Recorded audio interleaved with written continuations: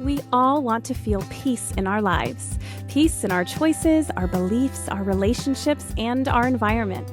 I've learned that this desired contentment is often found through holding on to less.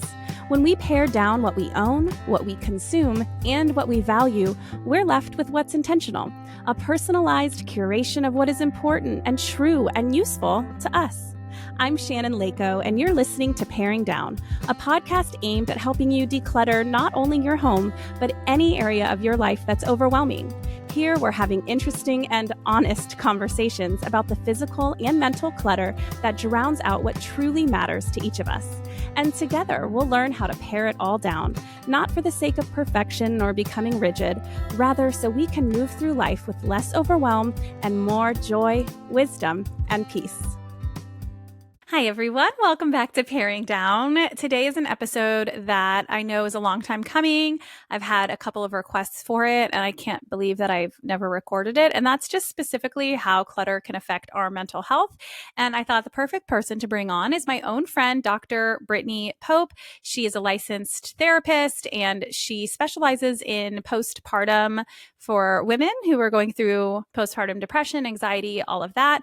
And wrapped up in that, of course, is clutter, is our spaces, and how that is a feedback loop that can really add to the struggle of our mental health. And so you're going to hear all about that today. We dive into a little bit of everything. This is kind of a high level episode when it comes to mental health, whether it's how to seek help, how it actually affects us on a psychological level, what it looks like within our relationships.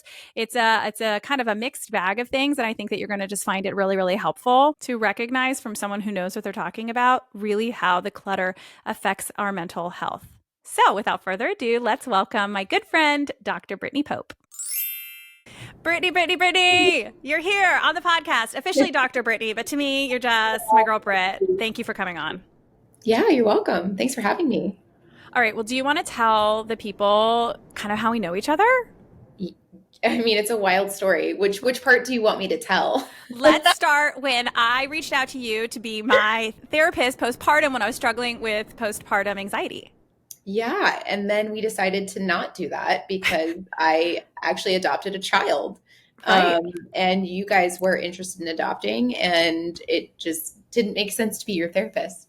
Well, and also, I don't even know if you remember this, but not only was it, hey, we should be friends because we're like, we lived on a small island in Ketchikan, Alaska. Right. And so it was like, hey, you're going through the adoption process and this is, whatever, we should lean on each other as friends rather than get into this professional relationship. But beyond that, did you know that you were actually going on maternity leave? So that's how I found out you were adopting. Right.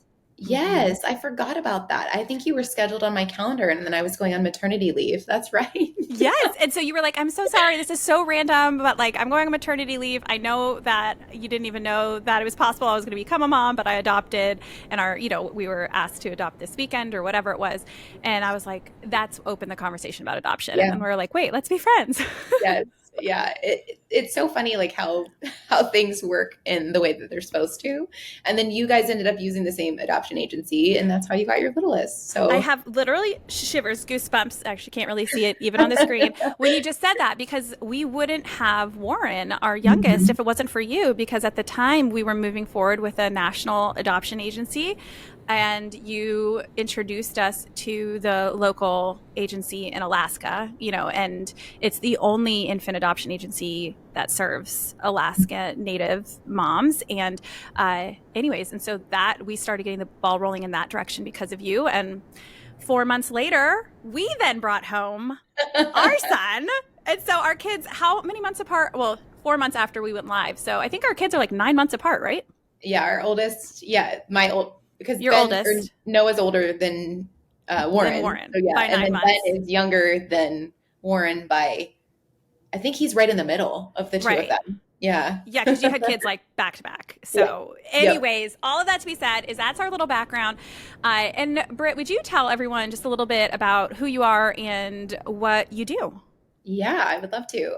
So I am a postdoctoral provider. So I have my doctorate in psychology. I am currently taking my state boards, so to be a licensed psychologist. And so I've been a mental health therapist since about 2013. I have my master's also. I specialize in testing, psychological testing, and also my passion is how you found me, perinatal postpartum support and fertility support. Because I have, what brought us on the adoption journey, a long history of my own infertility. So those are my passion areas. And so I practice in a private practice. I own a group practice in Alaska, and I do neuropsych testing there and a small caseload of therapy. Amazing. And it's interesting how this can all relate to what we're going to talk about today, which is how clutter can affect our mental health. I wanted to talk to someone who has obviously the education required to meet this conversation responsibly and gently. And at the same time, it's really nice that you focus so much on moms, even though this conversation I think will be very valuable, even if you're not a mother. But so many moms, part of our overwhelm can be all of this stuff. So I'm really excited to hear your take on everything today. So let's start with you, though. You personally, have you had any personal experiences with clutter affecting your own well-being? Yes, I'm right in the middle of a move right now. And it's so dysregulating, right? Because when we're moms, we need things we need to know where things are, or even just parents or just people. To be able to structure our day and support ourselves, we need to know where things are. And so in the middle of clutter, you kind of feel like I almost want to just pull my hair out because I'm trying to find even just a jacket to put on right now. And so clutter in your space can really, I don't think we understand how much it actually impacts us, but on a psychological level, it does. If you notice you're more stressed and agitated during transitions or times where there is more clutter, maybe clean that space and see how it feels, right? Or just picked one thing to do that day. I'm going to organize my socks so I know where all my socks are. Because it does impact you. Part of depression and anxiety, part of that diagnosis it can be clutter. Can be keeping the environment. Like if you notice someone's house is a lot dirtier and they're in a depressive episode, it's because they don't have the energy to clean the space, but then also the space becomes the problem, right? So it can, in so many levels, impact our mental health and impact us.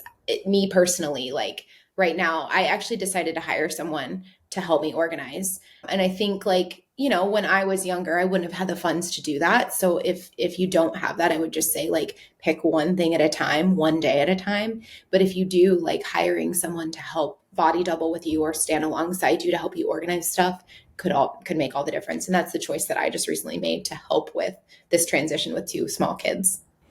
I appreciate you modeling that because I think sometimes we put this pressure on ourselves that this is something we should be able to do on our own, especially because of that, kind of honestly patriarchal society that says women should be good at managing stuff. What is your take on that?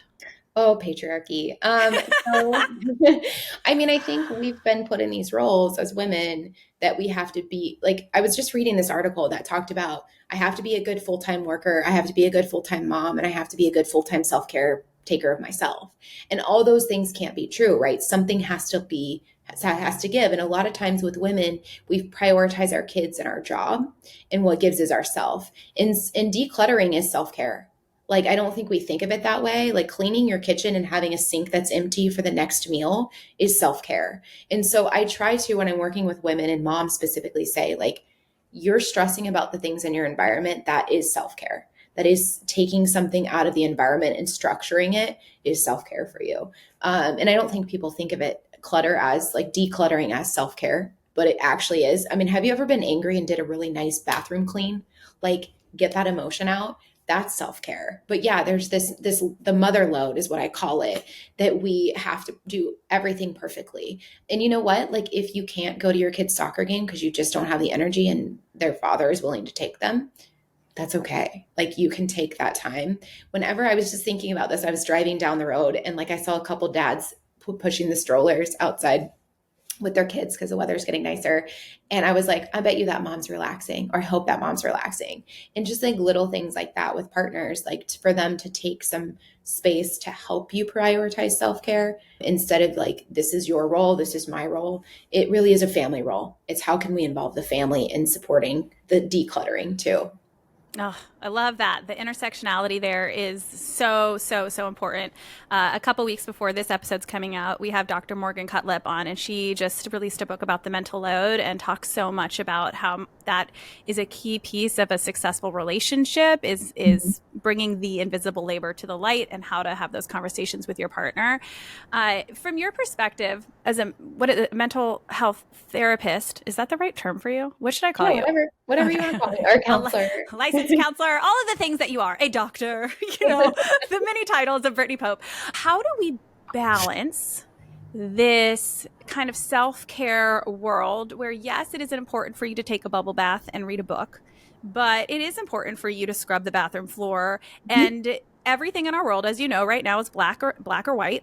And so you have some people say, basic cleaning the house is not self-care. Like, that's just women trying to convince themselves that they have to be productive. And then you have the other side of the equation that says a bubble bath is not self-care because it's not getting to the root of what's going on.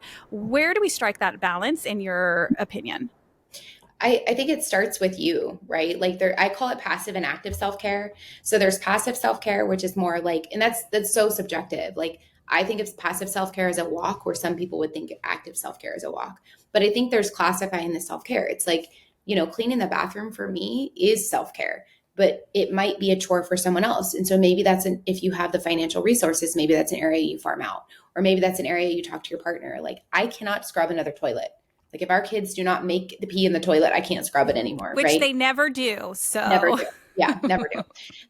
So like, can you do that one? Can you, and so you talk about the invisible workload, like that is the workload, right? Like it's always every day. And so I always tell people, if there's like preferred activities and non-preferred activities, reward yourself with that, right? So it's like, I'm going to do this first, then I'm going to do that. So this first is cleaning the bathroom. Then I get to binge watch 3 episodes of my favorite show. And that's self-care to me. So you're balancing out like what you have to do with what you want to do. So on your to-do list, there should always be the things you have to do, obviously, but there should also be the things you want to do, balancing that out. So that's usually what I tell people. But if there's something you just really like, I do not like doing laundry and putting clothes away, for the life of me. And so my partner, that was his responsibility, and he did it, which was great. Also, there's also people, solo parents by choice, who don't have the ability to give their partner these tasks. And I think that's important dynamic in the family to think about too. And so whenever I'm doing therapy with solo parents by choice, I will say, who's in your support circle that you could ask for help? Because I think that's the biggest piece here is, yes, there's all these things in our life, but there's also people in our life that want to show up. And so having those discussions too. So, I just really go with what the client says. I'll say, what are the things you just can't? Like, those are things. How do we then build in a plan that like supports you? So that could be hiring someone, that could be asking your partner, that could be asking like someone to come over. Like, I know, and Carrie, whenever I would get overwhelmed with laundry before just like giving it to my partner, she would come over and help me organize and body double with me. And body doubling is having someone present and supporting you. They can just be sitting on the bed while you're doing it and encouraging you. They can do it with you. That's another thing with those tasks that we don't like. Body doubling can be a really nice support, or just like FaceTiming a friend while you're doing it. It can be a nice support to do those things you don't necessarily really want to do, but you maybe don't have the financial means to hire those out, or you don't even know how to like coordinate that, and having someone maybe talk through that with you step by step. Because we all have friends that have strengths in different areas. And I say, always use your friend's strengths too, or your partner's strengths. Maybe your partner's strengths aren't doing the laundry, but they're cooking. That takes a task off of you. So I think the more you can divide and conquer, and then with kids, if you're a single parent by choice, or your partner works a lot, I always tell parents to do stuff with kids. Like, if you're emptying the dishwasher, have them help you. It's going to take a little longer, but it'll at least be a family activity. And then you can get to something that you want to do with the kids. And then you have that quality time with your kids, even though you're doing something that you don't like. I love it. I think my favorite thing about all of that is how you're such a huge proponent for actually making a plan of action for this balance of self-care and productivity. Because productivity is necessary in many ways. We need to have clean clothes on our bodies. We need to make sure our children and ourselves are hygienic. There's things that just need to be done. And so finding a way to move forward instead of just saying, well, this is impossible. And one of those being having the humility and the courage to ask for help. It's both of those things. There's humility and courage. In doing that means that we're not just giving up and saying, I have to live in this state of overwhelm. Yeah. And I appreciate those different options that you offer.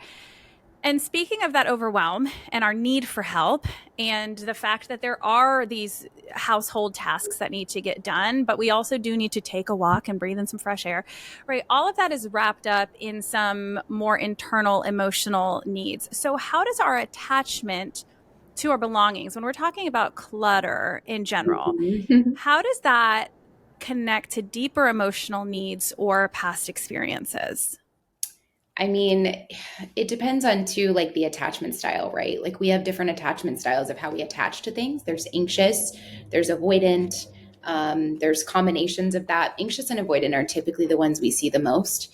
And so I would say like attachment to materials. So like I've listened to your podcast, obviously I'm a fan. So this is an example. So my grandma passed away, it'll be about 2 years now. And I have this set of dominoes, and I know this just sounds so funny. There's specific things about her and like things that I took from her place. I was very intentional when I was taking like different things from her place. I took all of her artwork that we did together or that she did prior to me being born, and I took the dominoes. So I say that because like if there's intentional pieces that bring you joy, don't get rid of those. Figure out a way to incorporate them into your life in a way that's meaningful. So I have these dominoes and I played these dominoes. My dad played these, like these dominoes are so old. And like my kids now are playing with them, but I'm very protective of them. I will not like, I don't let my kids play with them without me. And I just usually like, we're doing a game together. And so as crazy as these sounds, like they bring me so much joy and I'm not going to get rid of them. Right. And so there's things in our environment that if we are attached in a way that like symbolizes maybe our grief, like maybe it's too soon to let these dominoes go for me. Maybe it's too soon to let this artwork go for me. And there's just like these things attached. That's okay. Like both can be true, right? You can have clutter with meaning, but if the clutter is causing stress, then look at why that's causing stress, right? So I had a client that we really worked on cleaning the space and really organizing in a way that was like meaningful to them. And a lot of the things we would ask is like, what is it so important about these pieces or these things in the attachment space? And sometimes it was like, I had to actually work through those things before I could actually get rid of it. And I think that that's an important piece. Like if you have a space, like I have a box of my kids' artwork and I put it in the basement. I put the artwork in there and Caitlin, our friend, gave me the idea of doing archive. And it's like an art book thing that they put all the art. And that's a way like I have the clutter now, but it's going to be decluttered later. Right. So there are ways that you can look at structure to like, if it's clutter that's meaningful, put it in, it's not something that needs to be in your space every day. Put it in your storage unit, your basement. But with the promise that I'm going to go back to this, because if it's sitting in your basement for years, is it really something that you need? So I think whatever that looks like structure wise needs to be a structure, right? Like we don't want to, because you don't want to leave this world with your kids with boxes full of clutter that they have to go through. So I'm really mindful of that. Like, what's the purpose of this?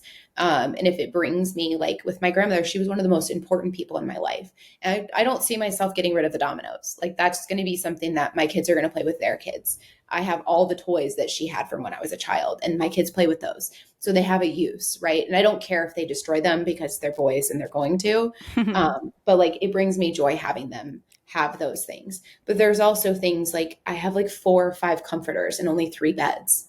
Like why? Like, it to rotate from the season? No, like I need to now go through these things and get rid of them because there's no reason to keep things like that. But some people prefer doing that and that brings them joy. So I just think like you have to go to that root space and say, what is this connection to this? And if you're not able to answer the question, then maybe it's looking at like, okay, maybe I do need to get rid of these. Or if you're unsure if it's still important, put it in a space that you can come back to, but come back to it. don't leave it down there forever in the coffers of your basement or your attic. Right. And I think that's the trap so many of us fall into, is that a lot of the clutter that's that deeper clutter, whether it's in the garage, Mhm. basement, or storage unit, are kind of they're delayed decisions. Yeah. And it's hard to make some of those decisions. I'm curious, besides the more obvious sentimental items like that domino set or things I've kept from my mom or our kids' artwork, like those, obviously we have to manage. We can't just say, I'm going to keep all of it. Yeah. But there is a level of attachment I've seen from so many people, maybe even those that aren't technically, labeled hoarders. But I'll use my husband as an example because he's given me full permission to always talk about him on the podcast in trust and love. But he struggles to throw away anything.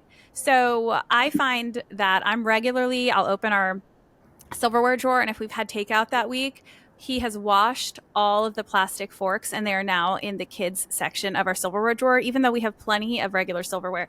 And so I throw them out for him. He cannot throw out soy sauce packets. He will leave the mail for me to do. Like, he knows it's junk mail. It is just advertisements for stuff we'll never have. He cannot bring himself to throw it away. He has to hold on to everything. So for someone like him, or anyone who, they can look at the 5 comforters and logically say, I'm not attached to these emotionally, but they still struggle to get rid of anything. Where could that be coming from?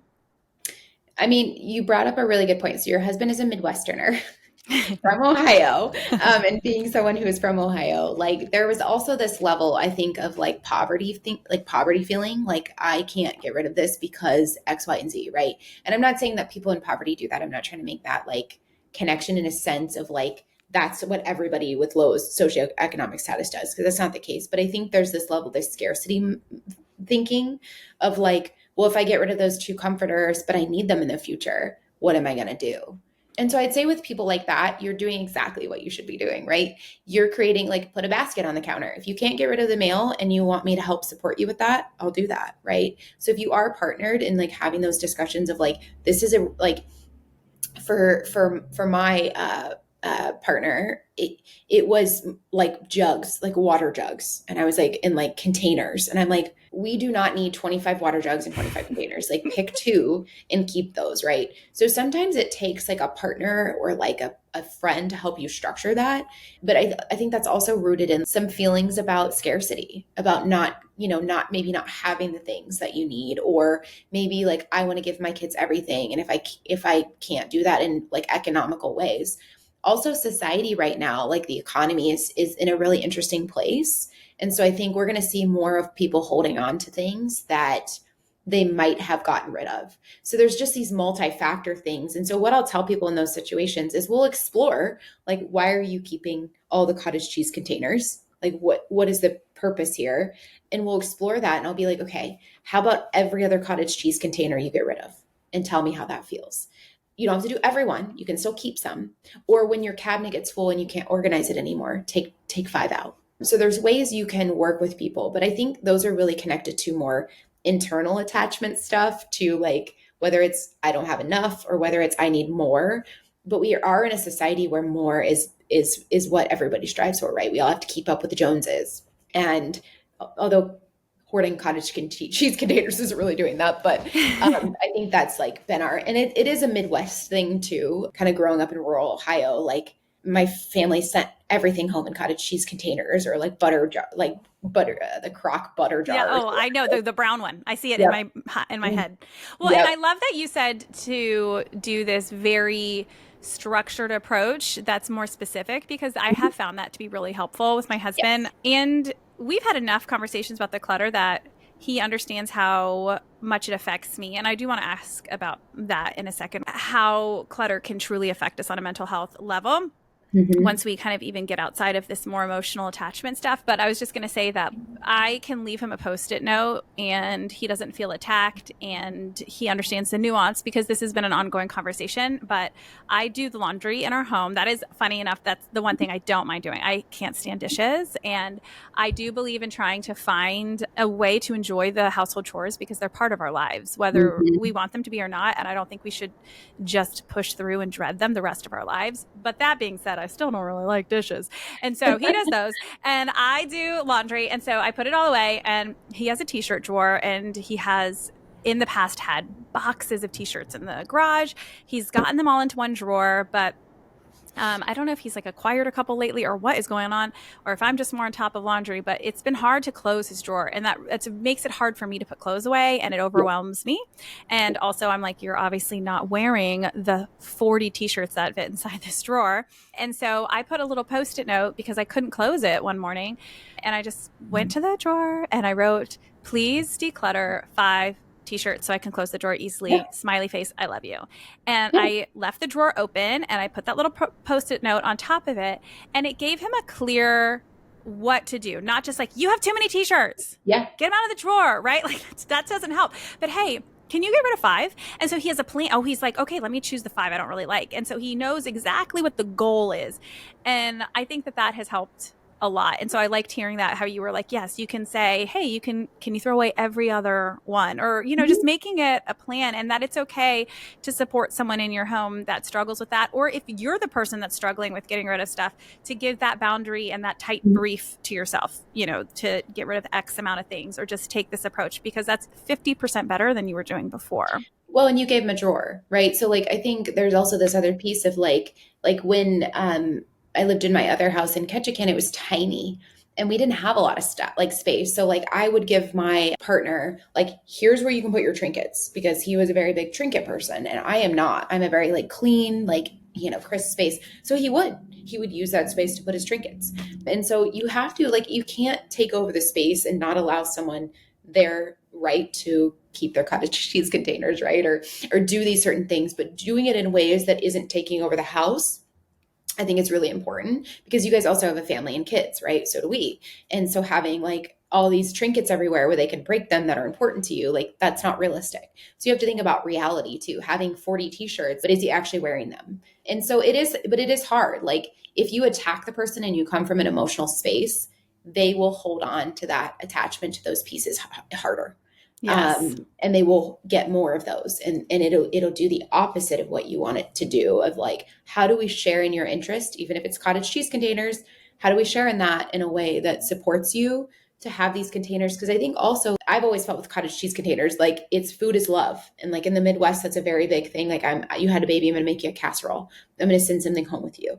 And so I try to also look at like, what does this behavior mean to this person? And to Aaron, probably, I'm going to guess, those t-shirts symbolize different parts of his life that were really important. Right. So like, why do we want to take that away from him? Let's make like pick 5 events that maybe you can get rid of, but the rest of them are still there. And those attachments, our attachments to physical pieces, really is like I said with my grandma, or most of the time, it's not just because of the cottage cheese container, it's because of the meaning behind it. And how do we then meaning make in different ways? And that's always my goals with clients, is like, let's meaning make. Like, clearly your grandma and these dominoes are really important to you. So how do you meaning make in a different way? How do you bring this person to life in a different way, or these events to life in a different way? Hey guys, it's time for your ad break. Each week I like to say a huge thank you for your graciousness that these are part of the podcast. Here we go.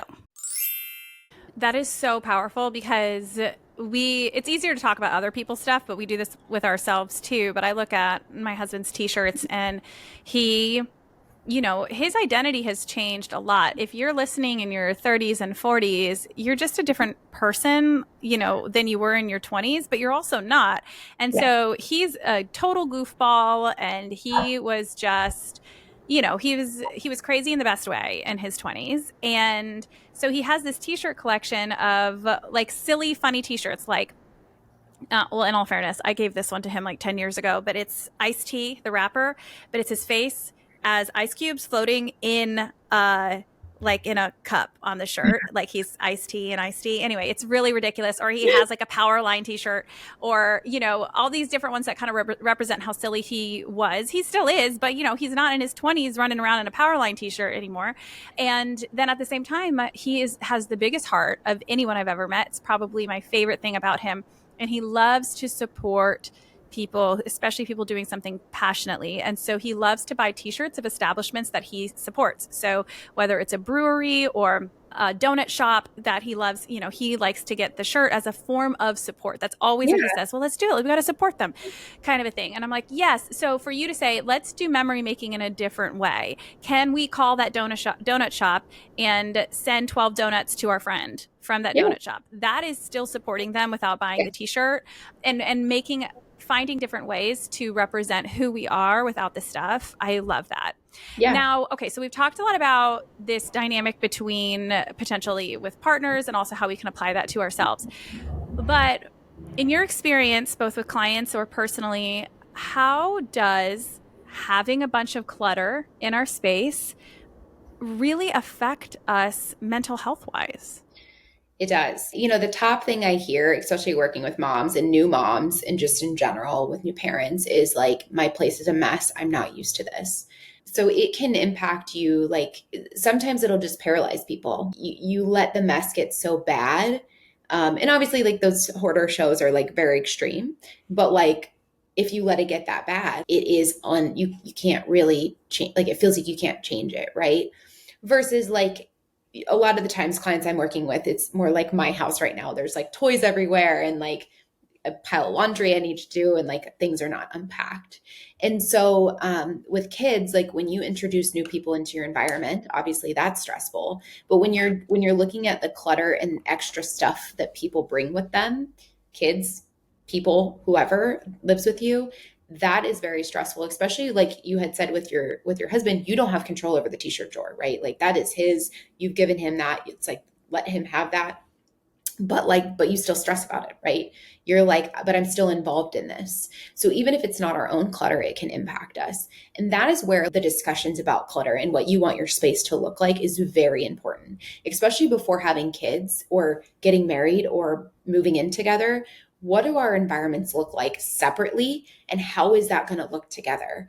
I'm in this new phase of my life where, I'm single parent, co-parenting with my ex-partner, and having these discussions, if I start dating again, like having these discussions of like, hey, your place is really cluttery and mine is not. And so what does that look like? Does that look like giving you a space in a room to be cluttery in? Does that look like, giving you the certain areas, or does it look like our house is going to look like that? So those are really important discussions to have preemptively that I don't think we think about until we move in together.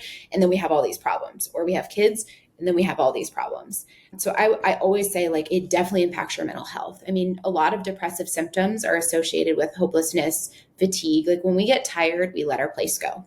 And then when we let our place go, we get anxious. And then when we get anxious, we get stressed. And then it topples. So I'm not saying that depression and anxiety lead to clutter, but it can lead to increased symptoms, right? It makes us more tired. And that's where I was saying one thing a day or one thing a week. Sometimes all we can do is get out of bed and put our toothbrush in the same spot.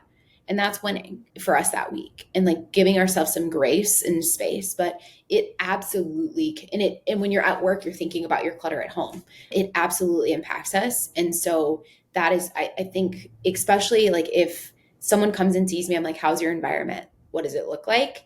What are you doing to support your structure that you need? What are you doing to get support from your partner or from your family or from a trusted person? And a lot of times people with ADHD are cluttery. And so that can be hard for like people who have partners who are ADHD, and they leave their little clutter piles, or they like almost looks like a tornado when they went through the house. And it's like, you didn't think to close your drawers, or like, I don't know, you left the front door open. Like what's happening this morning? Well, I was going to ask about that too, because I think there are a lot of people who are prone to living with clutter. A lot, I know, with ADHD specifically, has been brought to my attention, at least in my community. But people who, like you said, they're used to being in the clutter, and still they know that it feels like it's dragging them down. But they, I think, more so don't feel like they can, or they have the tools, or they don't have the neurotypical brain that can see how to take care of things. What would you suggest for someone who has ADHD, or who just really, they're accustomed to the clutter, but they also know it's dragging them down? How do they approach decluttering? Yeah. So I do a lot of this with the neurodivergent clients I work with, and I'm also neurodivergent. So, like, this is my life. And so, something that with clients, that is one little thing at a time. It's like changing one little thing. It's not, because with ADHD and dopamine seeking, we want to do everything at one time, right? And it's like, that's not helpful. So, like, what is really bothering you today? Every time I go to work, I can't find my keys. Okay. Where are you putting your keys? I'm not sure. Well, why don't we put a bowl next to the door where you put your keys every single time? And when you don't put your keys there, like, maybe you're tracking that and you're kind of looking at, like, okay, 6 out of the 7 days I'm putting my keys there. That's progress. Whereas before it was 1 out of the 6 days or 7 days. So there could be stuff like that. Executive functioning coaching is life changing. Executive functioning coaching. So our executive functioning is in our prefrontal cortex, and it is essentially like what runs our brain. Like, it's how we organize things. It's how we exist in the world. And with ADHD and sometimes autism, executive functioning can be impaired or can be difficult. And it's just the way that the brain works. And so executive functioning coaching, like, I see an executive functioning coach because with so much stuff going on, it's hard to, like, organize things for me right now. And my coach was like, hey, like, hire someone to help you organize. And I was like, oh, that's so simple. Why didn't I think of that myself? And sometimes it's nice to have someone outside of your brain seeing, like, hey, have you thought about this? And that's what executive functioning coaching is. It's almost like that external brain where it tells you to slow down and it points out the obvious things that maybe you didn't think about. So some of the things we've been talking about today, right? Those obvious things sometimes don't make sense to us in our brains in the way they process them.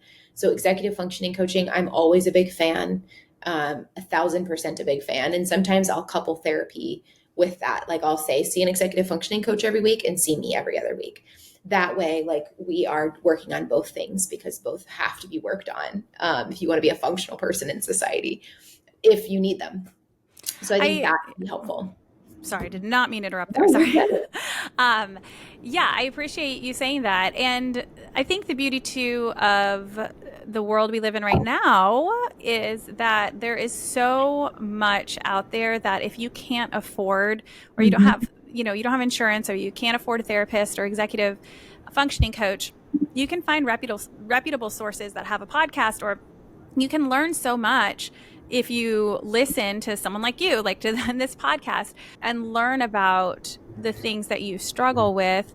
And like you said, if you don't manage those deeper things and learn more about that, then you're not going to be able to figure out how to apply it to something like decluttering. And so you can't just be like, I have ADHD.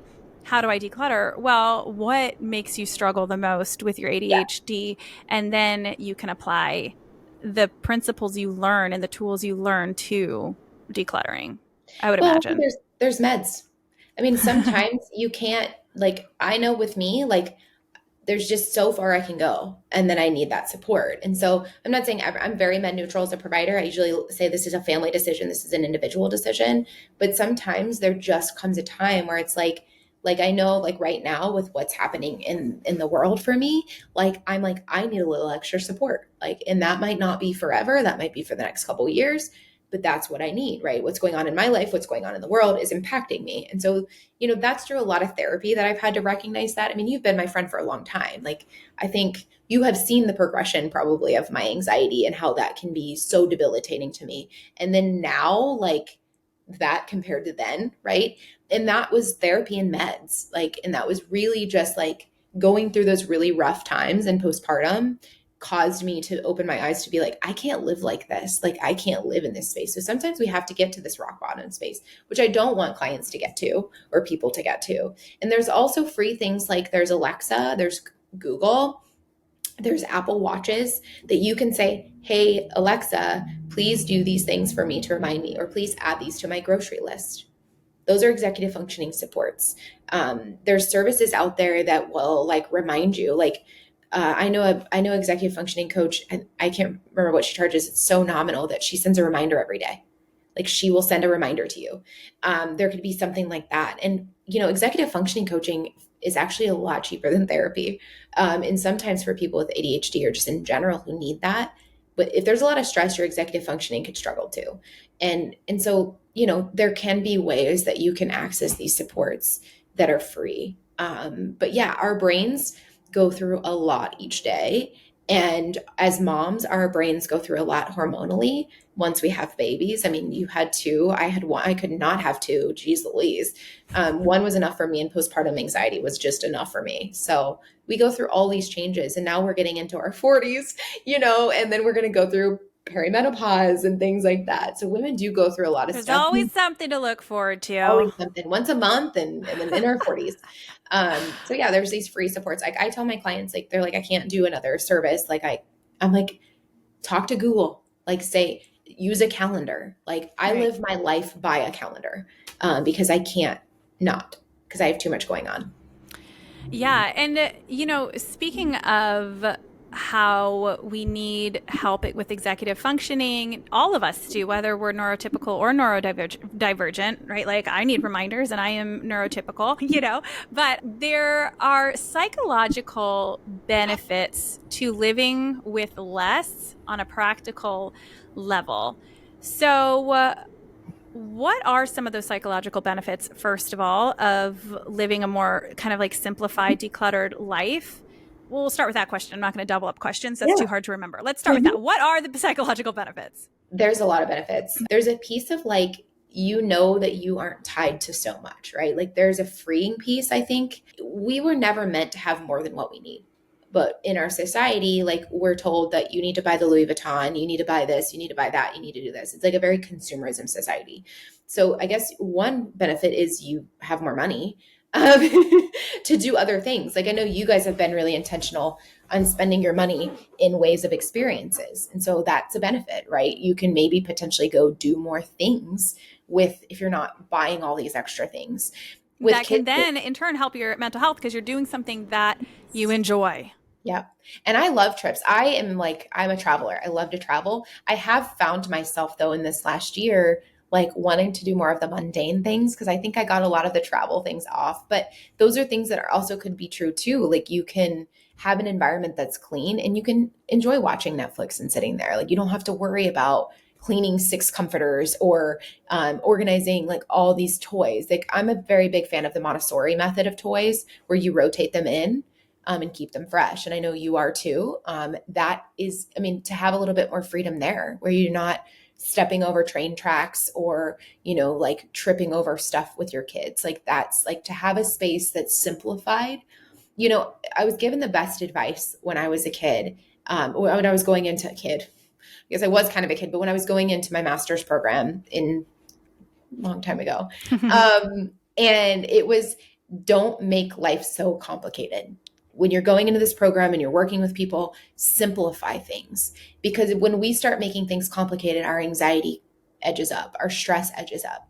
And so, like I had such a hard time making decisions, in my 20s and even in my early 30s. And when I stopped saying like, this has to be so complicated, like when I stopped making it complicated, it became easier to make decisions because you don't weigh in all these factors in your life. Like if you're so attached to your house and like the things in your house, it's harder to make decisions for your family and for yourself too.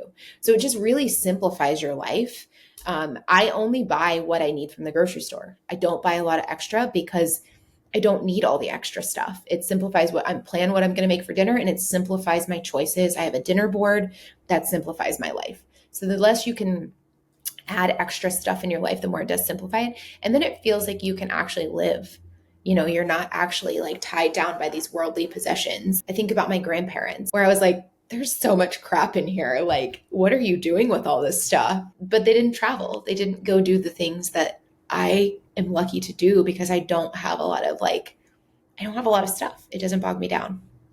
Yeah, it's so true. It just frees up our ability to do the things that actually matter to us. And like you said, the depression and anxiety we feel from that feedback loop of stuff, like when we are too anxious or depressed to or just overwhelmed. We get paralyzed. Our house falls to pieces. Our house is in pieces. That adds to anxiety and depression. Like that's a very real cycle. And Yeah. there's so much freedom in letting go of this stuff, because then that also frees up the decision fatigue that we experience mentally. I mean, this is stuff I talk about all the time. It's nice to hear it validated by somebody with a PhD.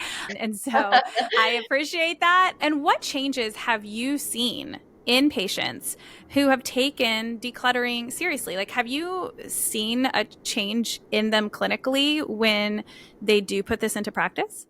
Absolutely. It's almost like I tell some people sometimes, like and this can even be decluttering your job. We haven't talked about that. That's probably a whole nother episode. But I had a client who I worked with for a long time, chronic pain, and a lot of it was due to stress at work. And we would talk about it. We would talk about it. We would talk about different job fits. We would explore that. Like we would do all the things, right? And this isn't the only client I've done this with, but lots of clients where it's like, is this the right position for you? Like, I can't be like, quit your job. But once they come to this decision of decluttering their job, decluttering their stress, decluttering their space, they come in sessions and they're like, I should have listened to you years ago. You've been telling me this. And the same with my therapist. My therapist had told me certain things in my relationships that, like, what are you doing? You're being self-destructive. Why are you doing this? Like in a gentle way, not like that. And then once I stopped doing the bad behavior, I don't mean in that way, but the things that were destructive to me and decluttering my friendships and decluttering my space, it was like, I feel like in this last couple years, I've just been a different person. And I have less, like I have a lot less, and I feel like I have so much more. It makes me cry. And a lot of clients feel that too. Like they feel like I have lived my life in this clutter space. And it's like, it's touching to see, like, obviously I deeply care about my clients, and it's touching to see people live their fullest potential that like when I meet with a client, I know where we can head. I'm already there. They're not there yet. So I have to work at their pace. But I've just seen some beautiful transitions of people just getting rid of certain things in their lives, whether it's a job they need to declutter, whether it's a house, like decluttering, whether it's decluttering in their relationship, and it can be very beautiful. And it also is very painful because you're going through a grieving process too. By decluttering some of these things in your house, you're grieving. If I were to get rid of these dominoes, that would be the day that I would know when I see my grandma on the other side, I'm going to be okay. Right. Like, there's certain things that we don't want to get rid of or like not hold on to, and that's okay. And joy can be synonymous with pain. And I think sometimes we find joy in material things and we don't necessarily feel the pain. We avoid the pain by collecting the things. And so I think that's like when you embrace the pain along with the joy that this item gives you, it might be easier for you to let go. And then what a beautiful gift you're giving yourself of space for yourself, for your family, for your partner, for your friends. Thank you for sharing that, of how deep this can really all go. And, calling back to the Powerline t-shirt of my husband, I know that for him, there's a level of pain of being like, wait, is that no longer part of my identity, that I'm like the goofball at parties with the boombox on my shoulder? Like that was just who he was, right? Yeah. And now he's this responsible dad, and it doesn't mean he doesn't have that piece of him still there that is goofy, and he doesn't mind being the center of attention. And I don't mind having a podcast, but like I don't want anyone looking at me at a party. You know what I mean? And like he's the opposite, and he's the Energizer bunny and all of that. And so there is pain. Like you said, we're grieving past versions of ourselves. We're grieving memories. We're grieving all of it. But it's also beautiful because then we say, but look at this growth in our lives. Look who we get to be today. Look who we are now. And look how we bring those pieces of our pasts into our present day life. The way that he shows up for our kids with so much energy, and he's so hilarious. That comes from dancing at parties in the Powerline shirt, right? Like that's part of who he is. And so I appreciate that joy and that pain can live simultaneously with each other, and also is part of the process of letting go. There are people in your orbit, whether it's a therapist, whether it's your parents, whether it's your mom, or whether it's your friends, whether it's your mom friends, they want to support you. So don't feel alone. That would be my first plug, is like find a space to give yourself that support. The second thing I would say is don't avoid the clutter. because it just becomes more clutter. So, I think whatever that looks like, if it's job clutter, if it's home clutter, if it's to-do list clutter, like it's going to keep growing. And so the ignore and avoidant methods aren't going to work. So that would be like the second thing I would say. And the third thing is you are a wonderful person with clutter in your life. It doesn't change who you are. It doesn't change your value. It's weighing you down, sure, but it doesn't change who you are. And if you want to live a full life, you can still do that, maybe with a little bit more organization than your clutter. Like there's no shame in your house being messy because you have 2 toddlers and you're exhausted. That might go on for years and it doesn't change your value. And I just want moms to hear that. I want dads to hear that. I want people who are struggling with depression, anxiety, and feel like their house is mountains of clutter. It's okay. And you'll get there. Like you will absolutely get there. So this podcast, I think, is a great one. This is actually one that I do refer clients to. Go to your favorite bookstore and ask the book. I love small bookstores, and you just be like, I'm struggling with this. And they'll be like, oh my gosh, we have a whole section and these books are great. That's another great, I think, way to find the path to what you need. That was all so beautiful and so helpful. And I couldn't agree more that we can want to change our spaces. I think the people listening to this, they want to change their space. They're feeling overwhelmed and bogged down, but separating that from our worth and saying, okay, we can feel better in life if we take these steps, but that has nothing to do with our worth and, how good we are or whatever you want to call it, and so thank you for bringing that up. All right. I normally ask 2 questions at the end. I'm only going to ask you one because we've talked about what you're already paring down with your move and getting organized. So what is something that you are currently looking forward to? Gosh, I'm in such a transition in my own life. I'm definitely very transparent provider. And so I'm really looking forward to exploring who I am in this next chapter of my life after, separating from my ex-partner, and who I am as a mom, and what does my space, I'm really excited about purchasing a new home and seeing what my space looks like for me and my kids. I think that's what I'm in organizing that in a way that makes sense for us. So that's what I'm looking forward to. That is really exciting to look forward to for totally different reasons. As you know, we're moving and I'm really looking forward to setting up a new house. People ask me all the time, they're like, oh, isn't that overwhelming that you have to change things up every 3 years? Like you just have this house organized the way you like it and then you move somewhere else. And I'm like, have you met me? This is fun. Yeah. This is a good time for me. Job. And every time we move, we learn something new about what works and what doesn't, so I can set it up better when I get somewhere else. So I think it's a gift. So I am looking forward to that for you too. And where can everyone follow along or find you should they want to learn more about what you do, your services, anything like that? They can go to my website. I'm not very social. Maybe I need to be more social media, but they can go to my website at bewellmentalwellness.net. and reach out. Perfect. I'll have that in the show notes. And you know what? I think it's great. It's funny, I have big, names on the podcast or whatever with big social media followings, but I think it's equally important to hear from people and from providers who, they don't do that as much, not because there's better or worse, but just a reminder that there's people out there that they are still very knowledgeable and they just don't have a bunch of people following them online. I know it sounds obvious, but I think as podcasters, we get excited about numbers, and I'm I just want to bring the people real conversations, whoever that might be, big names or, someone they haven't heard of before. Yeah. Well, thanks. I'm happy to be in your space whenever I'm able to. I love you. Okay, thanks for coming on. We'll talk soon. Bye. You just listened to an episode of Paring Down with me, Shannon Leyko. If you enjoyed the show, it would mean the world if you can leave a review wherever you listen and share this episode with a friend. Those reviews really are what keeps a podcast on its feet for the long haul, and I will read every single one with a huge smile on my face. So thank you ahead of time. If you're watching on YouTube, don't forget to hit subscribe.